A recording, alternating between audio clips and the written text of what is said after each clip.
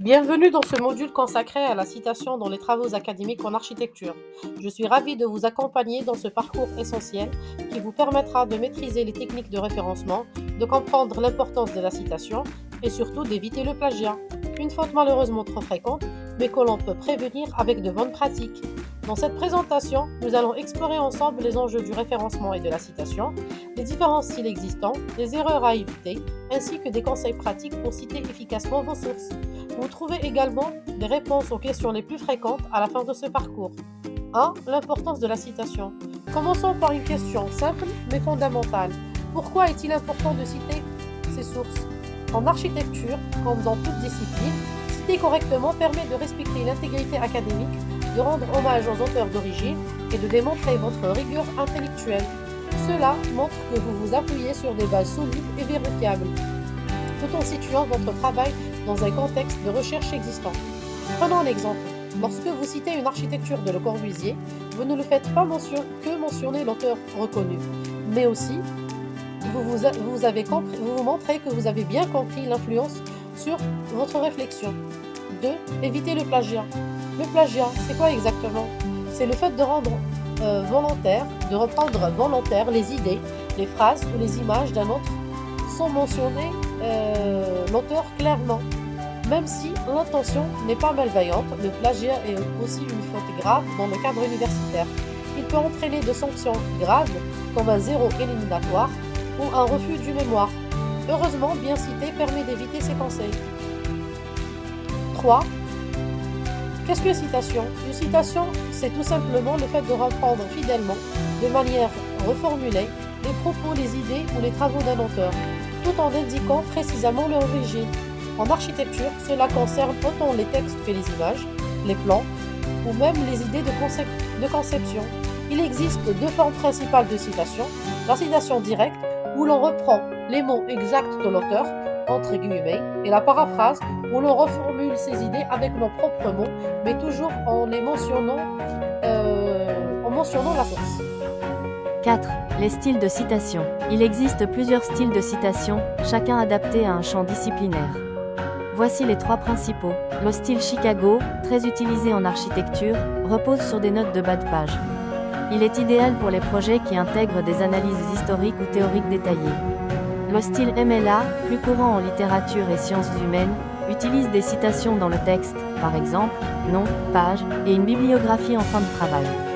Le style APA, privilégié en sciences sociales, fonctionne aussi avec des citations dans le texte, mais en précisant l'année, par exemple, nom, année, page.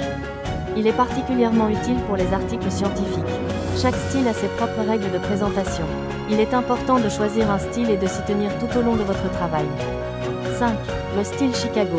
Zoomons un instant sur le style Chicago, car c'est celui qui est le plus souvent recommandé en architecture. Ce style utilise des notes de bas de page pour chaque source, ce qui permet de ne pas surcharger le texte principal. Exemple, vous citez un ouvrage de Jean Nouvel. Dans le corps de texte, vous mettez un petit numéro et en bas de page, vous indiquez la source complète, auteur, titre, lieu d'édition, éditeur, année. 6. Le style MLA et le style APA. Le style MLA vous demande d'insérer la citation directement dans le texte, sous la forme, non page, et de fournir à la fin une page, travaux cités, avec tous les détails. Le style APA, lui, exige une présentation légèrement différente, nom, année, page. Ce style est très clair pour suivre les références dans des travaux de recherche structurés. 7. L'importance d'une bonne citation. Une citation bien faite, c'est plus qu'une simple formalité. C'est un gage de crédibilité, une preuve de rigueur, et un outil de communication académique. Elle permet aussi au lecteur de vérifier vos sources, de prolonger la lecture ou même de critiquer vos choix, ce qui fait partie intégrante de la démarche scientifique. 8. Citez les images. En architecture, vous utilisez souvent des images, photographies, plans, coupes, croquis. Ces éléments doivent être cités comme n'importe quelle autre source. Par exemple, si vous utilisez une image tirée d'un site web, indiquez le nom du site, l'URL complète, la date de consultation, et si possible, le nom de l'auteur ou du créateur. C'est une marque de respect des droits d'auteur et cela renforce la fiabilité de votre travail.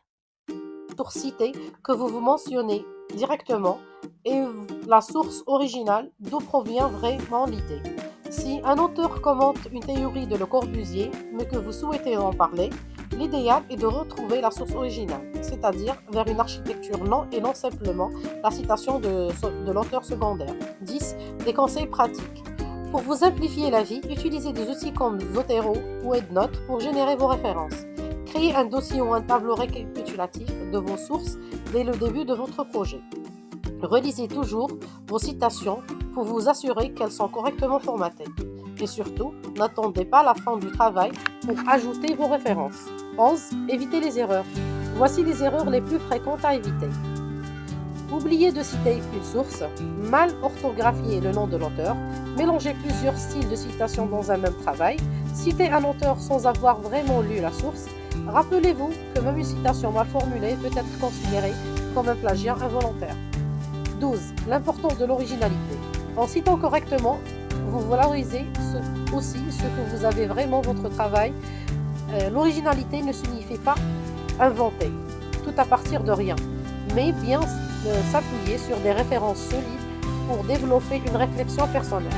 Utiliser des logiciels comme Turnitin permet d'identifier les similitudes avec d'autres textes, mais ne remplace pas un bon travail de citation. 13. Intégrer des citations. Une citation ne doit jamais être parachutée dans un texte. Elle doit appuyer sur votre idée, illustrer un propre ou ouvrir une réflexion. La citation directe renforce un argument par les mots même de l'auteur. La paraphrase, quant à elle, permet d'intégrer les idées de manière plus fluide en l'adaptant à votre logique argumentative. Mais dans les deux cas, mention la source obligatoire. La mention de la source est obligatoire. 14. Savoir les règles. Prenez le temps de consulter les guides de style. Le guide APA est disponible gratuitement en ligne. Chicago, manuel au style et références incontournables. Et ateliers.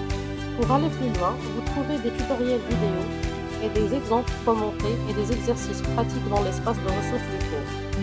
Nous vous proposons également un atelier pratique d'où vous apprenez à comparer les styles, à créer une bibliographie et à reconnaître les cas en doute. Question fréquente. Vous vous demandez peut-être, est-ce que je dois toujours citer une idée originale? Pas toujours, mais dès que vous reprenez une reformulation ou une idée originale, oui. Si j'ai traduit une citation, mentionnez la traduction et la source originale. Vous trouvez aussi d'autres réponses dans la section FAQ, phare aux questions, à la fin de ce module. Conclusion.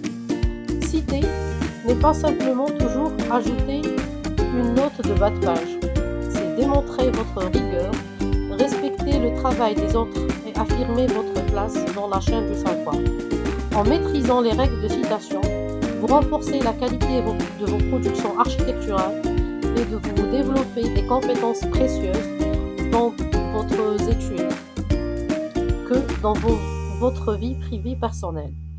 Merci pour votre attention et à très bientôt dans les prochaines vidéos.